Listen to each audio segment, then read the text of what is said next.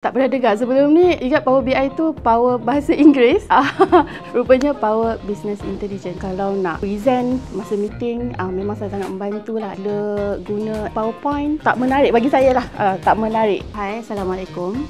Saya Ainul Fatihah binti Alias. Boleh panggil saya Ainul. Bekerja sebagai Senior HR Executive di UPT Pulp and Paper selama 12 tahun lebih. First company saya bekerja. After grad, terus kerja dekat sini. Sejujurnya lah, start daripada first kerja sampai sekarang, saya tak pernah lagi guna Power BI. Pernah guna Microsoft Excel sahaja, Word, Excel, PowerPoint. And then bila minta oil and gas dan datang as a trainer, baru tahu Power BI tu apa sebenarnya. Tak pernah dengar sebelum ni. Ingat Power BI tu power bahasa Inggeris.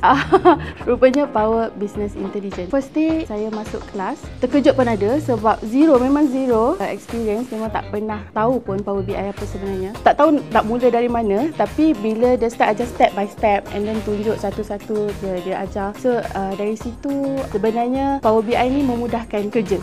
Bila nak buat report, kalau nak present masa meeting, memang sangat membantu lah. And then dia punya visualization dia sangat menarik lah, interaktif. Power BI ni data visual dia sangat menarik. And then dia boleh link report satu ke report dua, report yang lain lah kalau dia ada banyak file. Dan kalau nak present dekat boss, nampak presentation tu tepat lah. Sebenarnya kita guna PowerPoint. Macam sebelum ni kita ada monthly operation review lah. Memang every month ada. So bila guna PowerPoint, tak menarik bagi saya lah.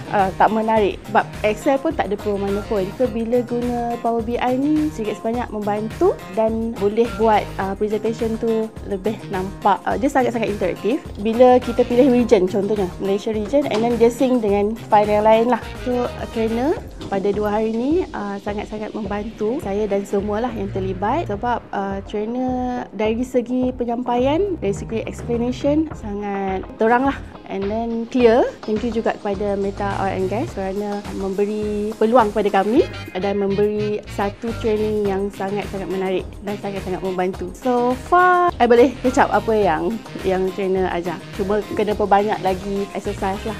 Ya. Saya akan recommend kepada kawan-kawan ataupun kepada company lain lah. Power BI ni sangat-sangat penting pada kerja seharian kita.